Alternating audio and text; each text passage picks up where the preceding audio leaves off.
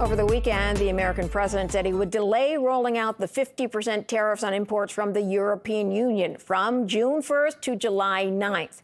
Now, earlier, of course, in the month, the U.S. and China agreed on a temporary truce. So what do these shifting positions from America mean for its key trading partners and global trade? Let's go to trade economist Daniel Trefler. He's a professor at the University of Toronto's Rotman School of Management. Thanks for joining us today. Hi, Marilla. Good to be here. Let's take a big picture look, because the message remains a little unclear when it's coming from Washington. He puts those or threatens the tariffs, imposes a deadline, scales it back. If you're an ally and a trading partner, what are you thinking?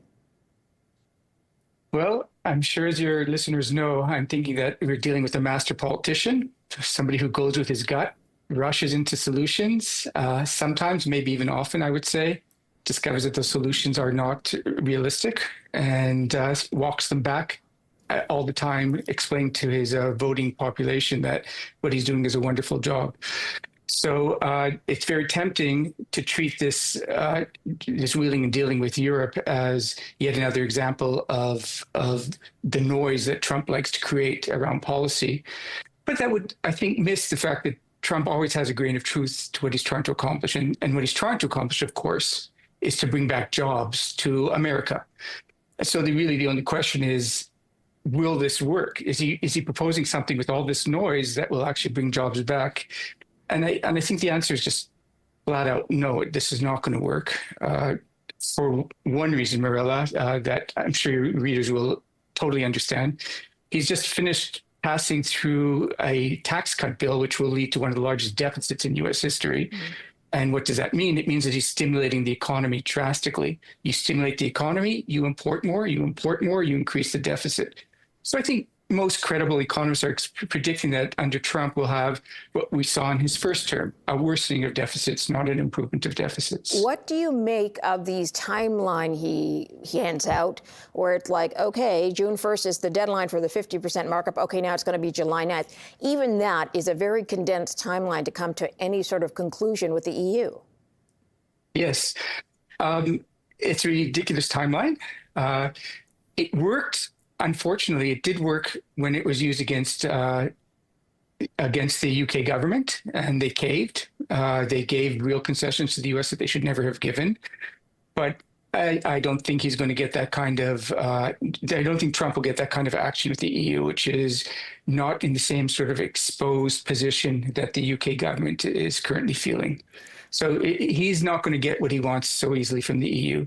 As you know, the Federal Reserve Chair saying he doesn't want to make a decision on rates until there's clarity, right? He sees what happens as a result of these the on and off again tariffs.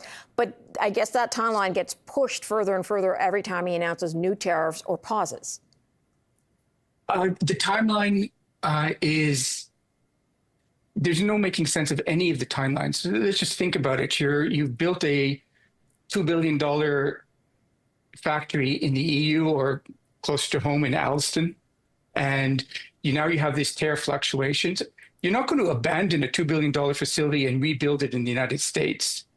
That's a decision that's going to take not 1 year, not 2 years, which is the midterm, not 4 years, which is the next presidential cycle. That's a 5, 6, 7 year time horizon. So businesses aren't in the short run going to respond to anything that Trump is doing, and it's not going to work. And all it's going to do is create policy uncertainty, which, as your listeners know, is the worst thing for long-term investment decisions. And we're already seeing it here in Canada. I'm sure we're seeing it in the rest of the world as well. We see in Canadian surveys of business investment decisions that businesses are taking a step back for now, waiting to see what's going to happen.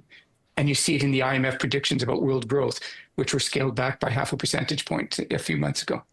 Very quickly, where do you see Canada landing as far as its strength of position compared to some of the other allies dealing with Trump for trade? I don't know what it is about Donald Trump in Canada, but he certainly has it out for us. And I can't explain it. So I think that we are in it for a longer haul than any of the other partners.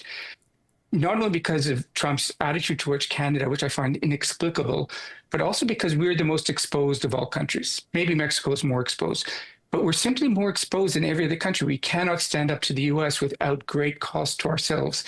And Trump knows that. Everybody knows that. So it's going to be hard for Canadians to negotiate with this administration. Daniel Trefler is the professor at the University of Toronto's Rotman School of Management. Thanks for your time today.